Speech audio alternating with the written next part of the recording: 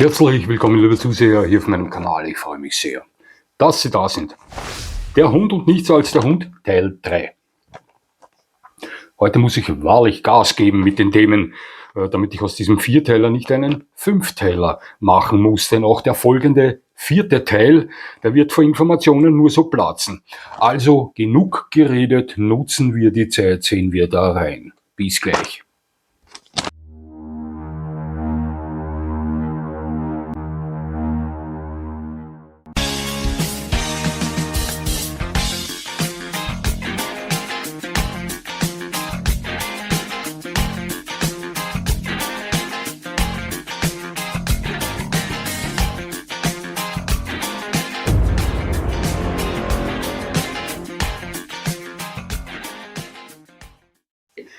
Ja, wir schlossen den 2. Teil mit unserem ersten Besuch am Hundeabrichteplatz ab, wenn Sie sich erinnern können. Boris war mittlerweile 5 Monate alt und hat sich in den 2 Monaten, welche er schon bei uns lebte, sehr gut eingefunden, möchte ich meinen. Er hatte die 3er-Impfung gegen Staubbei, Hepatitis, Parvovirose und Leptospirose hinter sich gebracht, alles ohne Probleme, war stubenrein und vertrug und mochte sein Futter sehr. Wir wussten nicht, womit er gefüttert wurde, bevor er zu uns kam, gingen also mit der Rohfütterung natürlich ein Risiko ein. Und zwar dieses, dass sein Verdauungsapparat darauf völlig verrückt hätte spielen können. Klare Sache. Ja, soweit ich mich erinnern kann, waren damals 2 oder 3 Tage in Folge weicher Stuhl mit dem Spiel, aber Durchfall blieb ihm erspart und sein Körper stellte sich sehr schnell auf diese Fütterung ein. Obwohl wir damals noch lange nicht wirklich fest im Kynologie-Sattel saßen, bin ich heute der Meinung, dass wir ihn von Beginn an exzellent gefüttert haben, wenn ich so zurückdenke. Ja. Schauen Sie, richtige Rohfütterung ist das Beste, das Ihrem Hund geschehen kann, wenn er es verträgt. Und selbstverständlich können Sie schon mit Ihrem Welpen damit beginnen.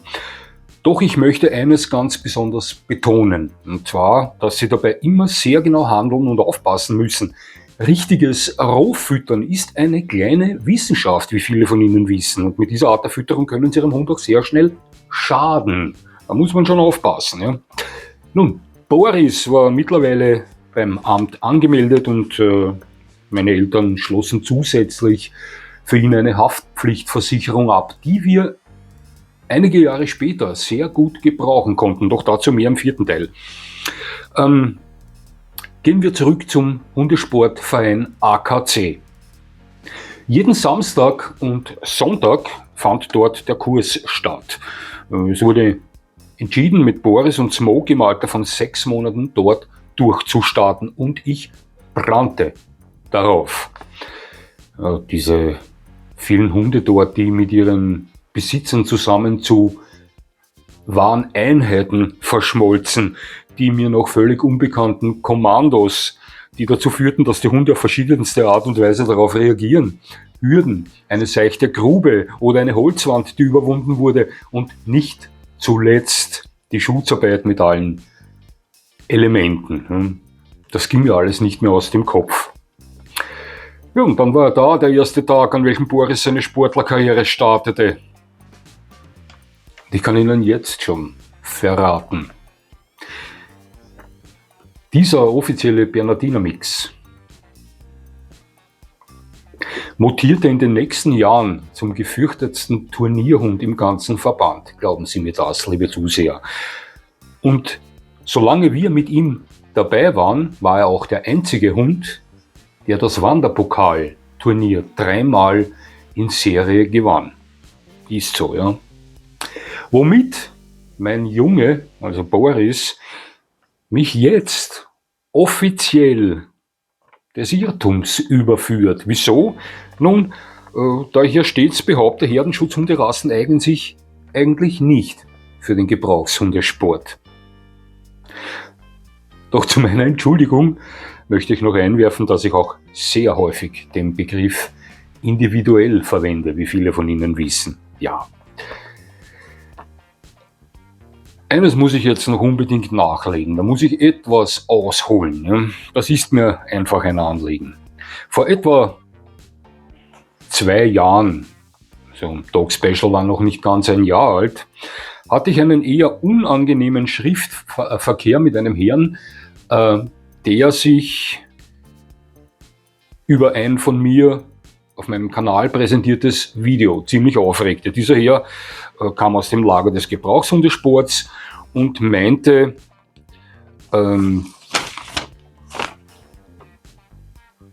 ich hätte nicht recht damit, wenn ich behaupte, der weiße Schweizer Schäferhund würde sich toll für den Hundeabrichtesport eignen. Ich habe selbst mit 2 davon gearbeitet. Ja. Lange Rede, kurzer Sinn. Unterm Strich meinte der Herr in diesem E-Mail, Original, Worte waren das von ihm, dass alles außerhalb von deutschen Schäferhunden aus Leistungszucht und Malinois für den Gebrauchshundesport ausgeführt auf hohem Niveau wertlos ist. Das waren seine Worte. Glauben Sie mir das? Ja? Meine Aussagen zum Hundesport bezüglich weißer Schweizer Schäferhund würden ihm also klar erkennen lassen, dass ich absolut keine Ahnung von der Materie habe. Schauen Sie, diese Meinung steht ihm selbstverständlich zu. Klare Sache, doch auch mir steht eine Meinung zu und die lautet, dass ich diesem Herrn Hundesportprofessor und seinem natürlich unschuldigen Hund mit meinem für den Gebrauchshundesport wertlosen Bernhardiner Mix in seiner Glanzzeit bei einem Turnier in der Kategorie IGB 3 sehr wahrscheinlich den Popo aufgerissen hätte. Das ist meine Meinung. So viel dazu. Weiter geht's. Von 14 bis 15 Uhr fand der Kurs für die Anfänger statt, wobei sich völlige Neulinge den ersten Wochen immer extra Betreuungen ausgesetzt sahen. Die wurden halt immer extra betreut. Eine völlig normale Geschichte. Um 15 Uhr starteten die Fortgeschrittenen. Zwischen 16 und 16:30 Uhr war dann freies Training, bei welchem die Hundeführer selbstständig an Feinheiten trainierten. Und um 16:30 Uhr kam die Schutzarbeit dran. Mitglieder mit knallsensiblen Hunden, die fuhren entweder davor nach Hause oder sie gingen mit den Hunden raus zum Parkplatz in die Autos oder entfernten sich am angrenzenden Feldweg, nutzten die Schutzarbeit für einen größeren Spaziergang mit ihren Hunden. Denn etwa um 17:30 Uhr folgte nach dem Abschluss des Trainings immer ein gemütliches Zusammensitzen. Für Speis und Trank war gesorgt und die hauptsächlichen Gesprächsthemen waren immer der Hund und nichts als der Hund, wie man sich vorstellen kann.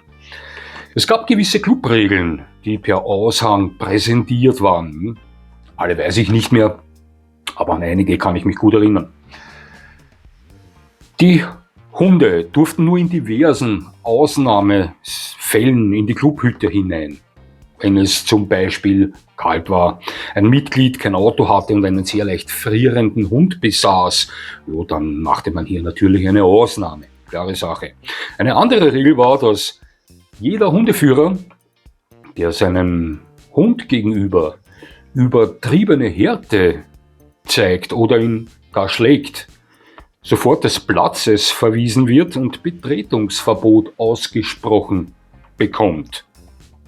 Außerdem musste dafür gesorgt werden, dass die Ausrüstungsgegenstände des Hundes starker Zugkraft widerstehen können, da ein Freikommen der Hunde von ihren Plätzen nicht nur zu Beißereien führen konnte, sondern natürlich auch den Figuranten bei der Schutzarbeit gefährdete.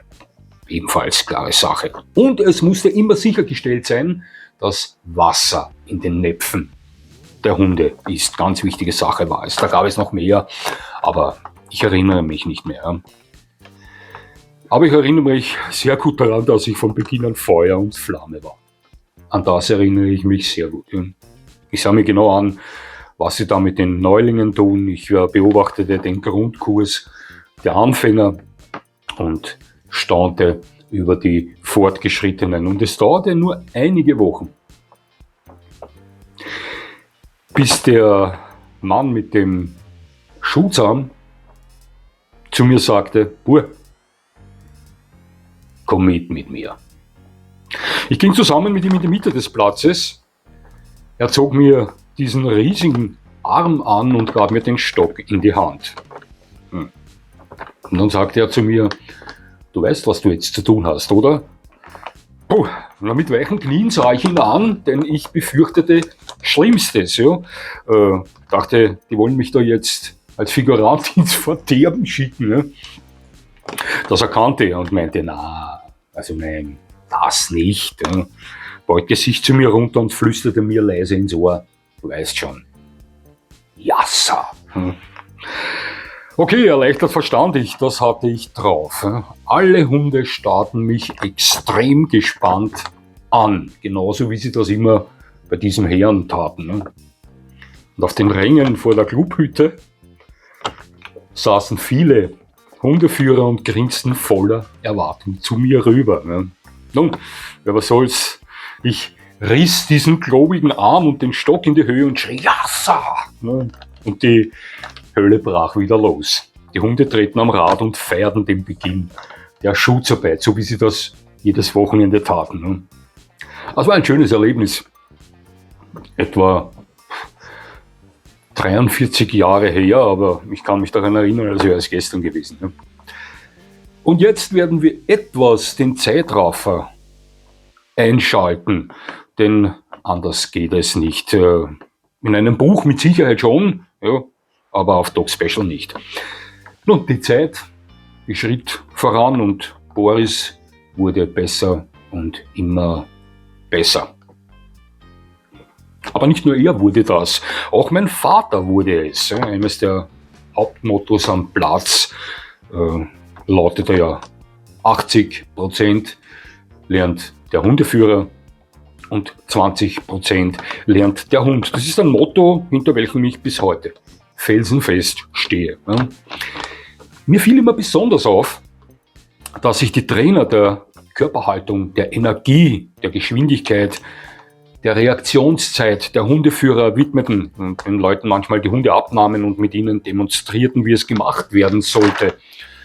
Und ich sah mir ganz genau die Fortgeschrittenen an, wenn sie für die Prüfungen oder die Turniere trainierten, egal ob GH1, GH2, GH3, GH1, GH2, GH3 oder wenn ich bei der Fährte mit war. Ja, fand immer um 6 in der Früh statt, etwas außerhalb des Platzes auf einer Wiese neben einem Waldstück.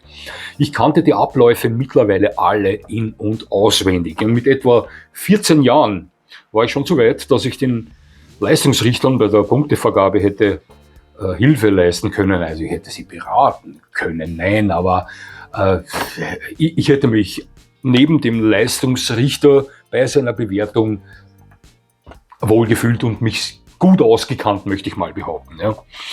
Im Alter von 3 Jahren hatte Boris schon die GH2, GH2 und LP2. Die GH, das ist die Unterordnung, Gehorsam. Die GH beinhaltet die Unterordnung und den Gehorsam, und die LP sind Fährtenarbeit, Unterordnung und Schutzarbeit. Die FH waren Fährtenarbeit und Unterordnung. So hieß das damals bei uns. Diese Begriffe haben sich heutzutage verändert. Heute gibt es die IGP und so weiter und so fort. Außerdem waren wir mit dem AKC ein Club eines Dachverbandes, damals des RGÖs, der erstens nicht so groß war wie die großen sind, ÖHU, ÖKV, und auch bei weitem nicht so viele Clubs unter sich versammelt hatte. Wir waren damals an die 7 oder 8 Clubs, die unter dem RGÖ trainiert haben. Außerdem unterschied sich unsere Prüfungsordnung ein klein wenig von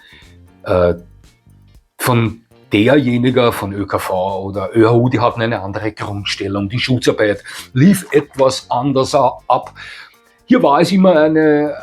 Hier entbrannte häufig eine Diskussion, ja, welche die schwierigere Prüfungsordnung darstellt, welche die weniger schwierigere darstellt.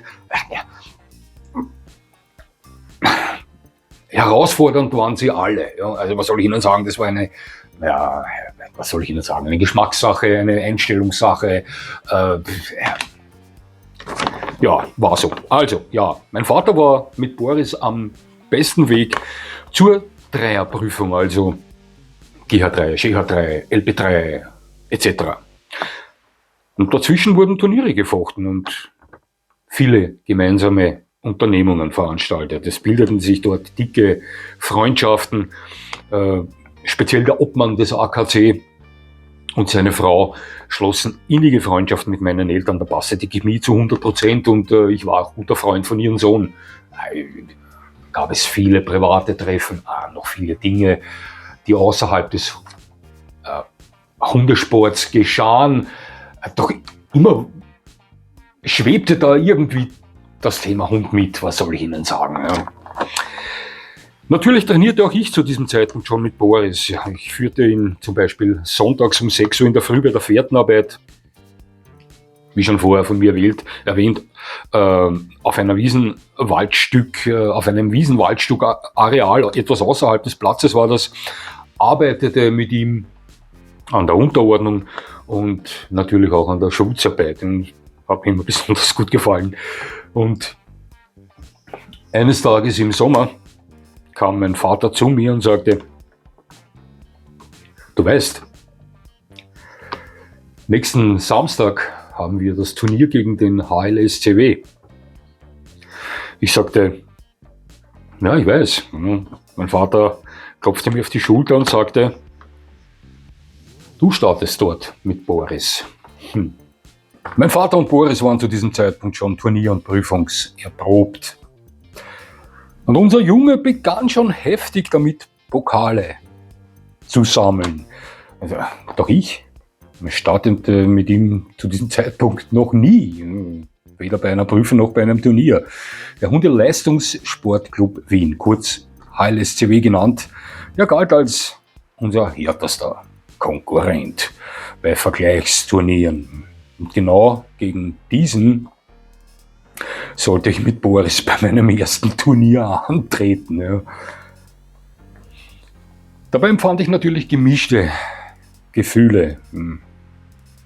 Zum einen ehrte es mich natürlich, bei unserem Lieblingsgegner als jüngster Starter ins Rennen zu gehen.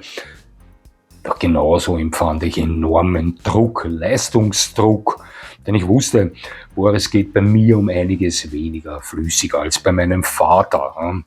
Und ich wusste auch, der HLSCW hat in der Kategorie GH2, das war die Kategorie, in welcher ich starten sollte, extrem starke Hunde. Ich wollte dort nicht untergehen. Das Motto, dabei sein ist alles, das zählte nicht für mich.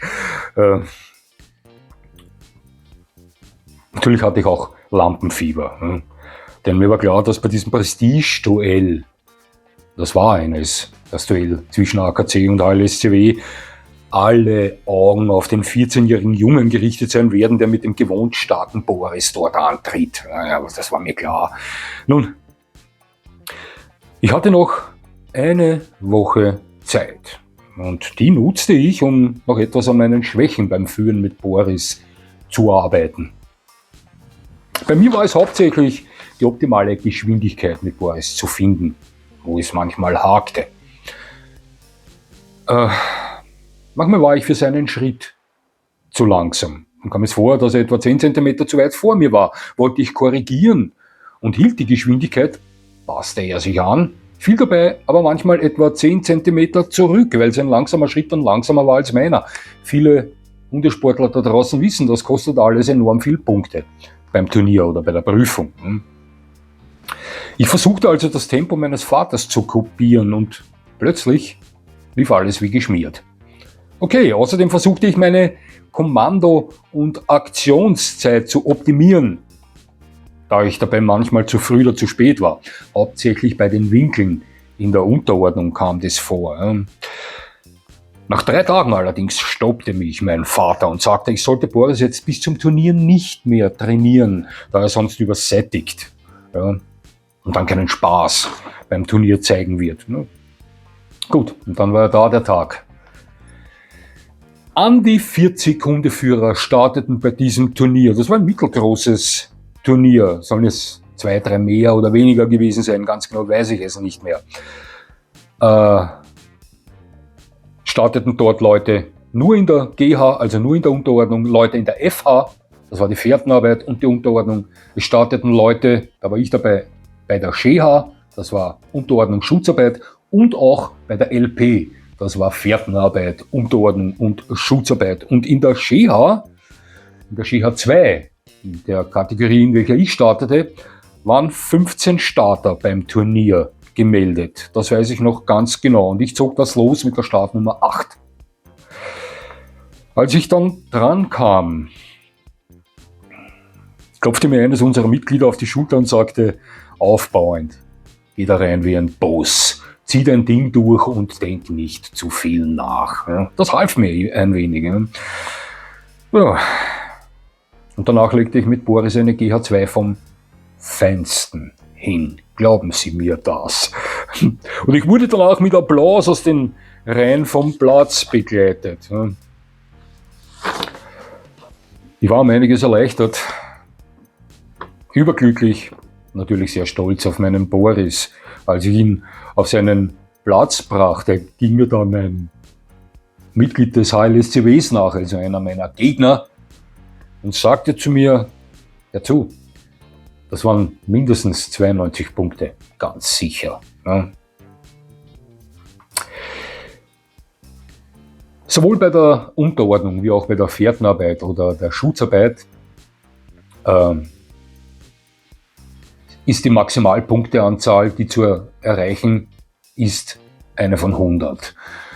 Alle Hundesportler da draußen wissen das. Ich muss es aber erwähnen, da es ja einige Leute gibt, die hier zusehen, die vielleicht noch nie mit dem Hundesport zu tun hatten. Also man konnte maximal 100 Punkte erreichen bei den Elementen Fährtenarbeit, Schutzarbeit und Unterordnung. Ja, so war das. Nun, meine Eltern und viele andere am Platz überfielen mich dann mit breitem Grinsen nach dieser Unterordnung und mein Vater brachte Boris eine Knackwurst am Platz und knudelte ihn anständig aufgrund seiner tollen Leistung, die er da mit mir abgeliefert hat. Ja. Doch es war ja noch nicht vorbei. Wir warteten noch auf die Schutzarbeit, die folgen sollte, wenn alle Starter die Unterordnung hinter sich gebracht haben, so wie es standardmäßig immer war. Den Figuranten bei diesem Turnier stellte der HLSCW zur Verfügung. Das entschied ein Los.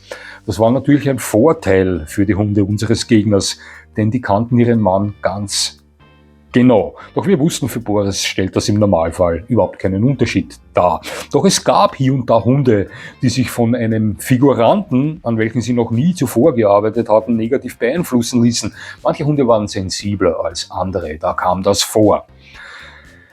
Nun, die Schutzarbeit. Ich möchte behaupten, dass ich an diesem Tag mit Boris die für mich persönlich beste GH2 abgeliefert habe, die ich bis zu diesem Zeitpunkt mit ihm abgeliefert habe. Und danach rief ein Starter des HLSCWs zu meinem Vater rüber, du Toni, sei so nett und starte du das nächste Mal wieder, denn gegen deinen Jungen werde ich nicht mehr antreten. Ja, es folgte Gelächter, das war ein Scherz. Sie wissen schon, wie so etwas abläuft. Ja. Das war ein wirklich tolles Turnier und ich war mächtig stolz auf meinen Jungen.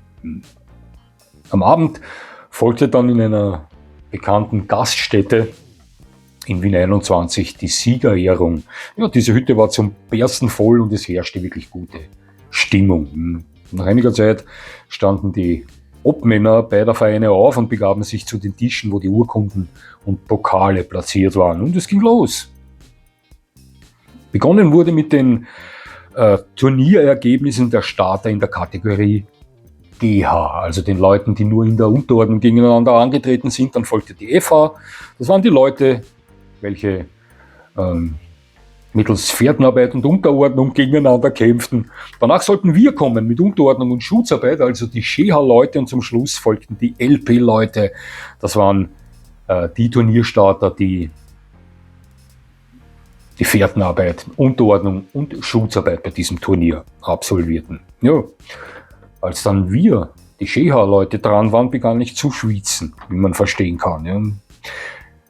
Die Obmänner verkündeten immer zuerst die Punkte, welche vom Start erreicht wurden, und nannten danach die Platzierung und gleich darauf den Namen des Starters und des Hundes, und völlig egal, welcher Platz da in welcher Kategorie erreicht wurde. Immer gab es einen begleitenden Applaus und aufmunternde Worte für die Starter. Ja, die Platzierungen wurden immer besser und ich verkrampfte mich immer mehr. Wir waren beim 6. Platz angekommen. Und ich sah meinen Vater mit großen Augen an, doch der antwortete nur mit überzeugtem Kopfschütteln in meine Richtung.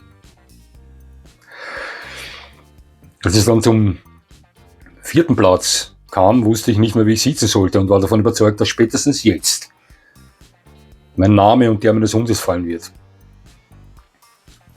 Doch ein anderer Name wurde genannt, und sofort wurde ich von überall auf die Schultern geklopft, umarmt, mein Kopf hin und her geschüttelt, und jemand sagte zu mir von der Seite: „Heute nimmst du deinen ersten Hefen mit Hamburg." Übersetzt bedeutet das: „Heute gehst du mit deinem ersten Pokal nach Hause, Junge."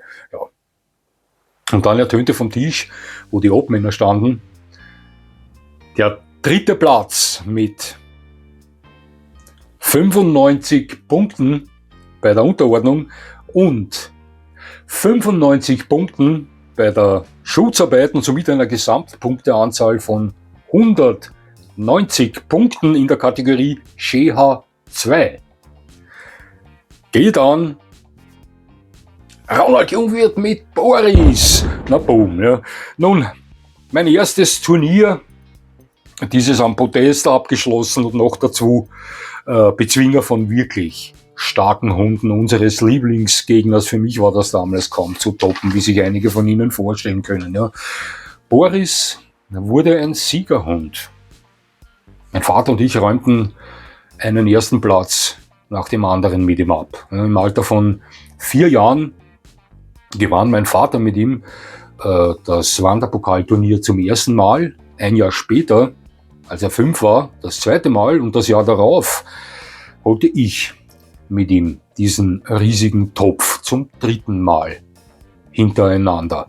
Somit gehörte er uns. Doch wir hatten zu diesem Zeitpunkt keinen Platz mehr im Keller, liebe Zuseher. Da waren mittlerweile unzählige Pokale verstaut. Die umkämpftesten davon thronten natürlich im Wohnzimmer, unter anderem auch mein erster, den Sie gerade gehört haben. Also spendeten wir den Wanderpokal wieder zurück und gaben den anderen die Chance, darum zu kämpfen, denn beim nächsten sollte Boris dann nicht mehr antreten. Wir wollten mit ihm im Alter von 7 Jahren, so alt wäre er gewesen beim 4. Wanderpokalturnier dann, also nachdem er dieses Turnier das 3. Mal gewonnen hat, wollten wir uns mit ihm vom Hundesport zurückziehen. Schauen Sie, Boris war recht groß und hatte auch eine gewisse Substanz vorzuweisen. Gerätetraining bremsten wir immer mehr ein. Es war einfach Zeit, einen Gang zurückzuschalten. Er war zwar topfit, ja, aber die Verletzungsgefahr wurde größer, und dieses Risiko wollten wir mit unseren Jungen absolut nicht eingehen. Ja, im Alter von 7 Jahren genoss er dann einfach nur mehr die Anwesenheit am Platz. Manchmal legten wir mit ihm eine gemütliche Unterordnung hin, und das eine oder andere Mal machten wir ihm noch Freude mit dem Mann, den alle Hunde am Platz sehnsüchtig erwarten, nämlich mit dem Figuranten. Ja. Nun, die letzten 4,5 Jahre seines Lebens, er wurde 11,5 Jahre alt, war er selbstverständlich immer am Platz dabei, gar keine Frage. Doch er lebte das gemütliche Leben eines Pensionisten. Und er war eine Legende.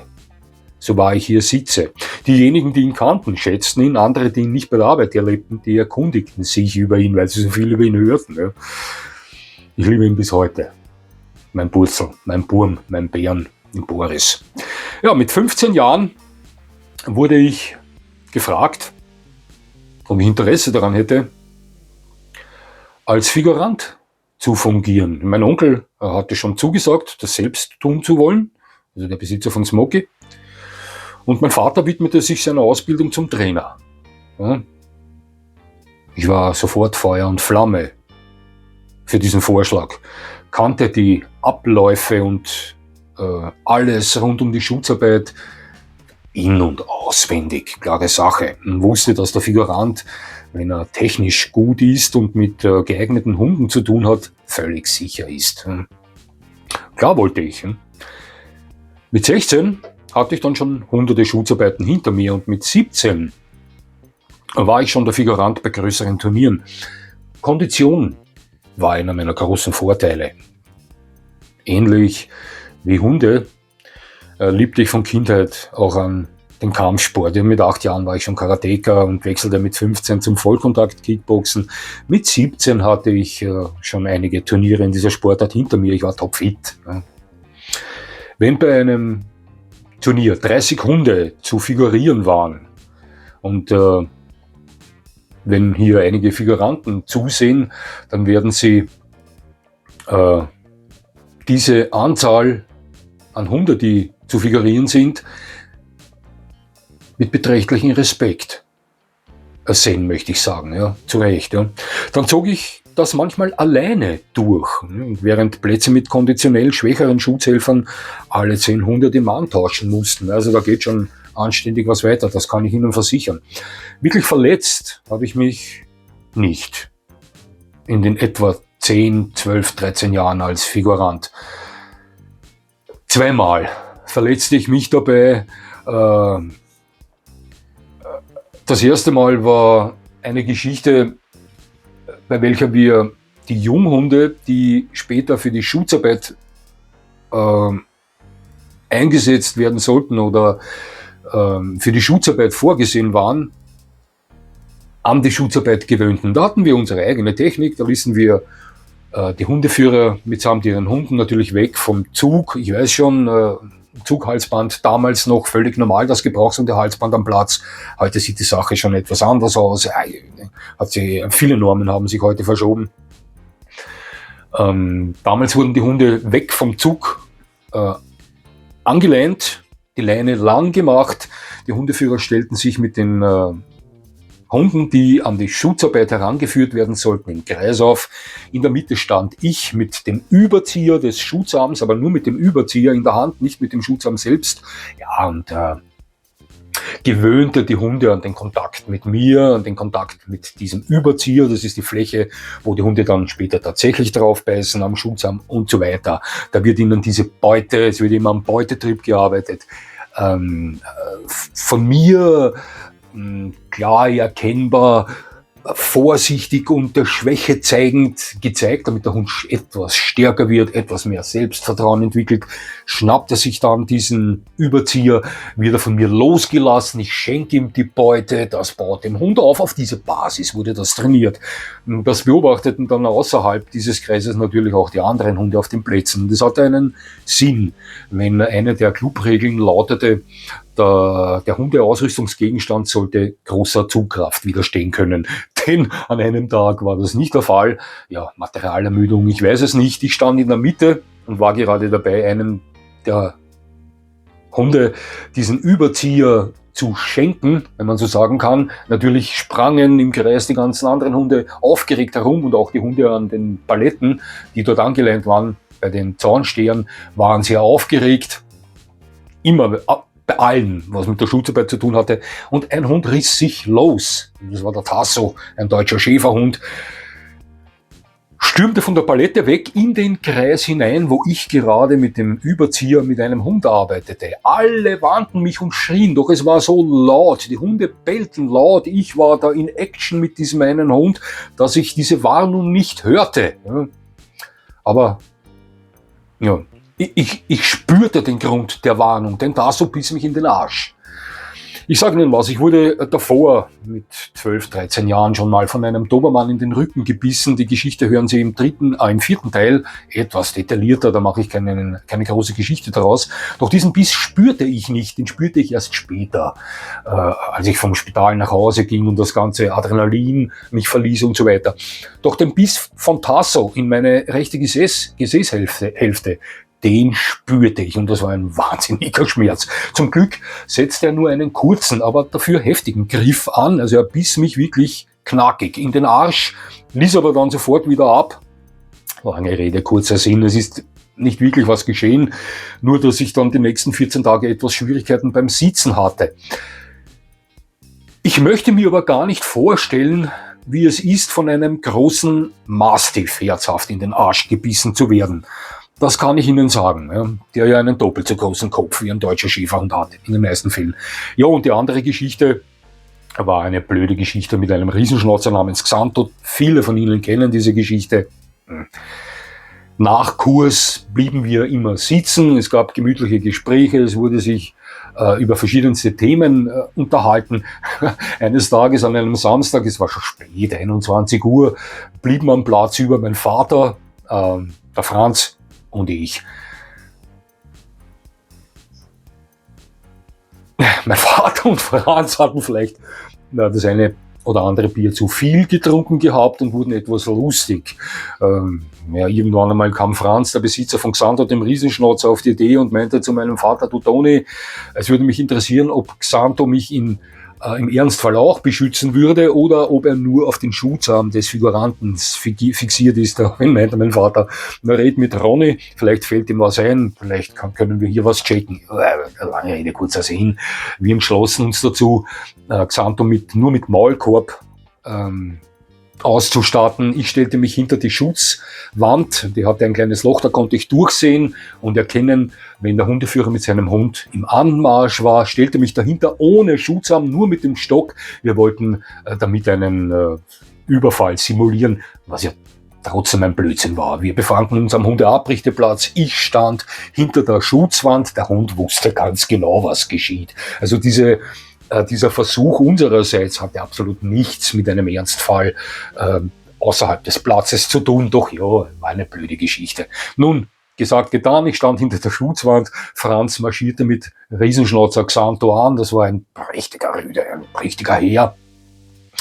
Kurz bevor diese Wand passierte, sprang ich vor mit dem Stock in der Hand, lief auf Franz schreiend zu und sah nur mehr einen Blitz, den Xanto sprang mir mit diesem Alumaulkorb genau ins Gesicht ein und das mit vollem Karacho. Ich fiel der Hund auf mir drauf und bearbeitete mich. Und es waren nur einige Sekunden, die ich da am Boden lag und ich bilde mir ein, ich war auch kurz weg. Also der Punch war schon heftig, vergleichbar mit demjenigen eines guten Schwergewichtlers. Da spürte ich auch einige in meiner Kampfsportkarriere. Ja, als sie den Riesenschnauzer schließlich von mir lösen konnten, mein Vater und der Franz, und ich aufstand, da sah ich aus, als hätte mich ein Auto überführt. Ich hatte einen wackeligen Zahn, eine geplatzte Lippe, mein Auge schwoll an und so weiter. Also der Hund hätte mich vernichtet, hätte keinen Beißkorb oben gehabt. So viel zum Thema Toni. Ich würde gerne wissen, ob Xanto mich im Ernstfall auch beschützen würde, aber wie gesagt, der Vergleich hinkte ein wenig, da wir uns auf gewohntem Terrain befanden mit Xanto. Ich hinter der Schutzhütte stand, der Hund wusste, was geschieht. Ja, aber das waren eigentlich die beiden einzigen Verletzungen, die ich bei der Schutzarbeit oder bei Themen, die mit der Schutzarbeit zu tun hatten, mitnannten. Und es gab 2 Hunde, bei welchen ich die Schutzarbeit mit ihnen permanent verweigerte. Ich hatte in meiner ganzen Laufbahn nie von Hunden Angst bei der Schutzarbeit. Aber ich hatte vor jedem Hund höchsten Respekt, auch wenn es nur ein Dackel war. Glauben Sie mir, auch ein Dackel. Wenn Sie da nicht aufpassen und der greift Sie woanders als am Schutzarm, das tut verdammt weh. Ich hatte vor jedem Hund höchsten Respekt. Das wurde mir von Beginn an gelernt, eingetrichtert. Du sollst dich nicht fürchten, dann machst du Fehler. Aber du sollst jeden Hund respektieren. Und das tat ich. Doch, es gab 2 Hunde, bei denen ich die Schutzarbeit permanent verweigerte. Der eine war der Rocco. Das war der Sohn eines Dobermann-Rüdens, des Teddy. ein fantastischer Hund, und einer Mixhündin, doch das war ein Mutant. Der sah aus wie ein Fila Brasileiro in Black and Tan. Obwohl die Mutter von Rocco etwas kleiner war als Teddy, als der Dobermann, war Rocco weit höher als sein Vater. Als Teddy, also Rocco, schätze ich, hatte zwischen 75 und 76 Zentimeter Schulterhöhe und war sicher über 60 Kilo auf jeden Fall auf die Waage. Ja, lassen wir es bei dem. Sah tatsächlich anatomisch aus wie ein Fila Brasileiro in Black and Tan. Dieser Hund war absolut nicht armsicher. Also der neigte dazu, vom Arm abzufahren und ins Gesicht zu gehen oder auf die Beine zu gehen. Die Kombination der Power dieses Hundes, die Kraft, die Substanz, die er hatte, plus seine Einstellung diesbezüglich, führte zu meiner Entscheidung, da mir meine Gesundheit lieber war als eine Schutzarbeit mit diesem Hund. Und ich lehnte ihn jedes Mal ab, auch wenn Not am Mann war, wenn nur ich der einzige Figurant am Platz war. Denn wir waren immer ein größeres Trainerteam und wir waren auch mindestens immer 2 oder 3 Figuranten. Doch es kam vor, dass jemand krank war oder in Urlaub war, dann war man alleine, ja, auch wenn das der Fall war. Ich lehnte es ab. Ja. Auch wenn der Hundeführer manchmal protestierte, doch ich erklärte mich diesbezüglich zu Recht. Denn mein Onkel, der Besitzer von Smokey, der ebenfalls Figurant war, der figurierte Rocco eines Tages an einem Tag, wo es feucht war. Da hatte es vorher geregnet und die Wiese war nass. Und das ist eine Sache, die für den Figuranten immer gefährlich ist. Rutschgefahr ist äußerst hoch und wenn man fällt als Figurant, ist auch die Verletzungsgefahr hoch. Der Hund fährt neben dem Arm, bedient irgendeinen anderen Körperteil etc. etc. Kopf ungeschützt und so weiter, kann alles geschehen. Und genau an diesem Tag, als ich wieder mal gefragt wurde, ob ich Rocco figurieren würde und ich ablehnte, mein Onkel sagte, okay, dann figuriere ich ihn, sagte ich ihm, pass auf, Onkel Hansi, es ist nass. Mutprobe Stock, also der Hund wird vom Besitzer gehalten, abgeleint, nur ein Halsband gehalten. Der Figurant steht etwa 20, 30 Meter vor ihm, zeigt sich, schreit, dreht sich um, läuft weg. Der Trainer, beim Turnier ist es der Leistungsrichter oder sein Helfer, geben das Kommando frei, was für den Hundeführer bedeutet, er soll den Hund auslassen. Der Hund beginnt mit der Verfolgung des davonlaufenden Figuranten. Nach einiger Zeit kommt das zweite Kommando frei und dieses zweite frei bedeutet für den davonlaufenden Figuranten, der Hund ist bald da, der Figurant hat sich umzudrehen und den Hund mit voller Geschwindigkeit entgegenzulaufen. Im besten Falle mit Geschrei, das ist die Mutprobe Stock. Diese Mutprobe gibt es auch mit Schuss. Und genau bei der Mutprobe Stock, beim zweiten Frei, drehte sich mein Onkel um und wollte genau auf Rocco, der im Anmarsch war, zulaufen. Plötzlich rutschte er aus, platsch, fiel auf den Rücken, riss den Arm zum Schutz des Kopfes in die Höhe. Rocco fuhr vorbei und riss meinem Onkel von hier bis da nach hinten die Kopfhaut auf. Also das war keine schwere Verletzung, aber es genügte. Ja. Und Grad, ich wusste, weshalb ich diesem Hund nicht, ich kann nicht sagen, nicht traute. Er war nicht armsicher. Die meisten anderen unserer Hunde hätten hier den Kopf verfehlt und wären auf den Arm draufgegangen, ganz sicher. Und dann gab es noch einen zweiten Hund, den Dino. Das war ein Mastino-Mix, der eine ähnliche Einstellung hatte wie Rocco, aber noch mehr Substanz zeigte. Also auch hier war es für mich klar, mit dem Hund werde ich persönlich keine Schutzarbeit absolvieren, da mir meine Gesundheit lieber ist als der Protest des Hundeführers oder die Enttäuschung des Hundeführers. Liebe Zuseher, schauen Sie, das war ein Hund, der hatte einen Schädel, der war so groß wie der eines Basketballs. Wenn Ihnen der ins Gesicht fährt oder auf die Beine runterfährt, dann grüß Gott, Herr Kompott. Ja. Wir hatten auch einen Bobtail, der nicht wirklich armsicher war, doch bei dem war es so, dass der mit Vorliebe hier und da mal auf die Beine ging. Doch da warst du geschützt, ja, und das war halbwegs zu handeln. Ne? Also hier musste man schon unterscheiden. Ne? Wie gesagt, Rocco und Dino, das waren die beiden einzigen Hunde, die ich permanent verweigerte. Bei der Schutzarbeit erlebte ich die verrücktesten Geschichten. So viel kann ich Ihnen nicht erzählen. Da müsste ich ein Buch darüber schreiben. Aber Gordon, der Rottweiler, eines unserer Mitglieder, der meinem Onkel das Panzerglas seiner Uhr durch den Schutzarm durch zerdrückte. ihre Geschichte. Ein Rottweiler mit einem derartigen Blutsauger, mit derartigem Kopf, der hatte wahnsinnige Kraft im Kiefer, ein Mutant von einem Rottweiler, und der packte derartig hart zu, dass das Glas der Uhr meines Onkels unterhalb des Schutzarms brach. Teddy, der Dobermann, von denen ich Ihnen vorher erzählt habe, ich sah weder Malinois noch sonst irgendwelche Hunde, die bei der Schutzarbeit beim Reinkommen Mutprobe von weiterer Entfernung absprangen, als es dieser Dobermann tat.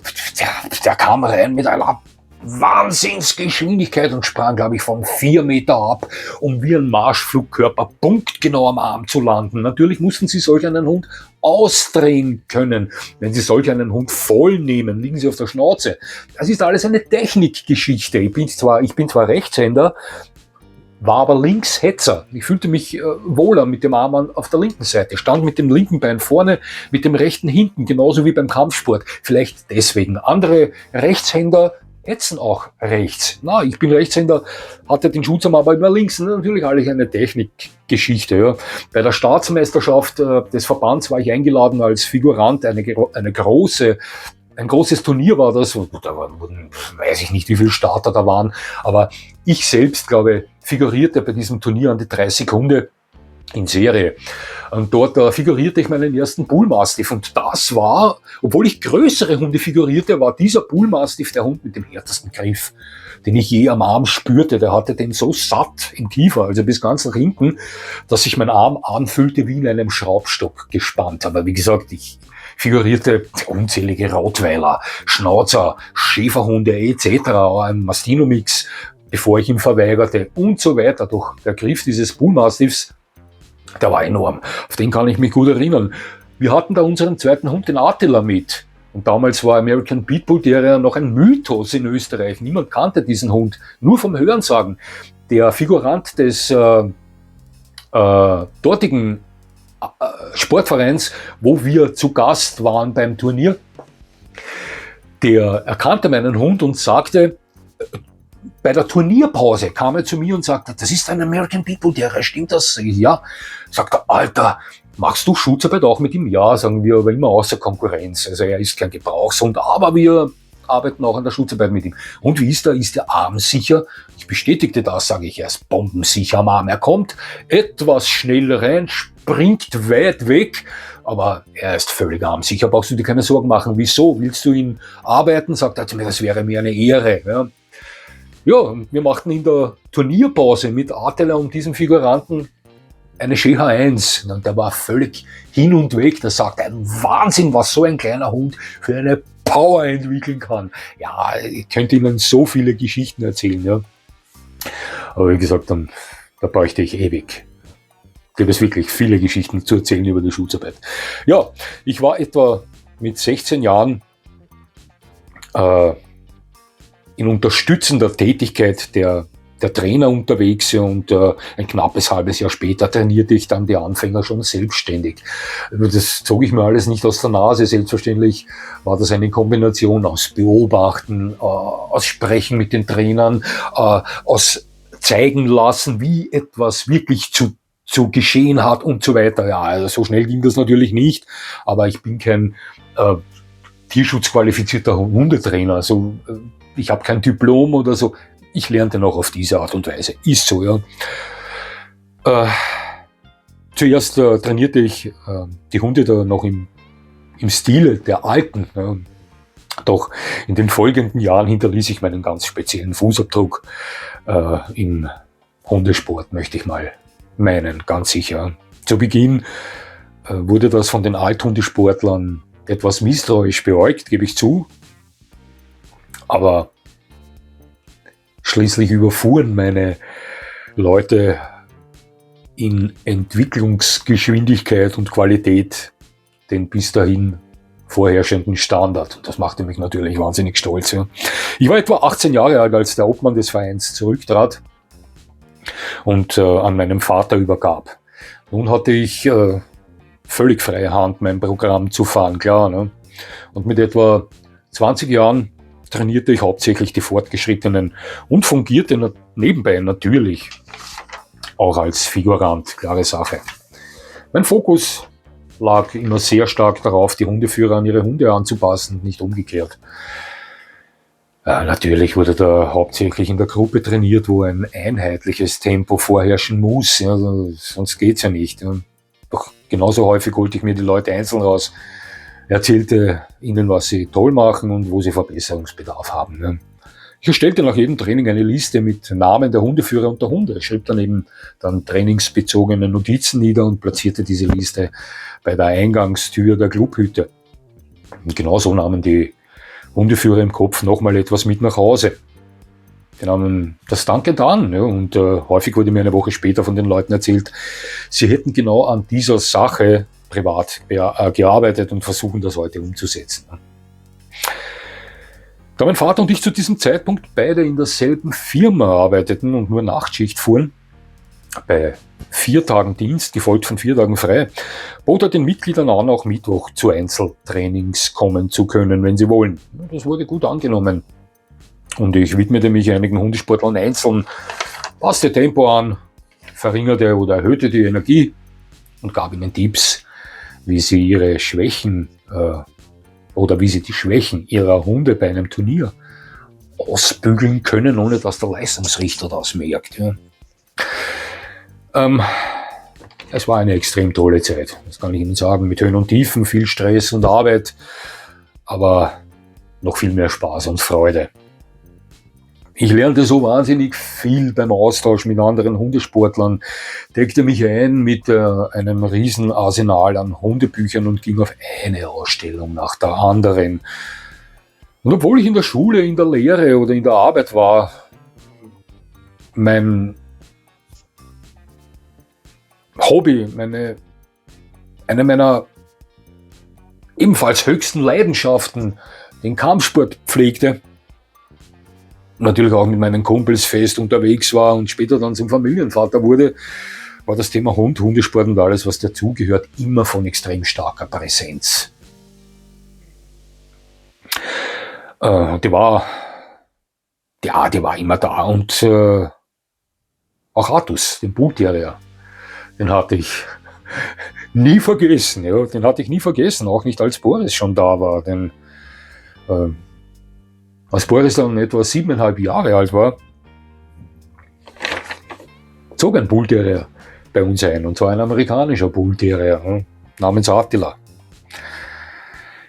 Nun, liebe Zuseher, zu meiner Tätigkeit und Ausbildung zum Formrichter und meiner Tätigkeit als Formrichter bei den Ausstellungen und welch verrückte Dinge ich da erlebt habe. Sie können sich das ja gar nicht vorstellen. Ja. Und zu den Dingen, die ich generell mit meinen oder vielen anderen Hunden erlebt habe, die ebenfalls häufig im Bereich völlig verrückt zu Hause sind, möchte ich Ihnen viel mehr im 4. und letzten Teil erzählen. Es hat mich sehr gefreut, dass Sie mir zugesehen haben. Ich würde mich natürlich freuen, wenn Sie mir weiterhin zusehen, und jetzt wünsche ich Ihnen noch einen schönen Tag, und das war's schon wieder.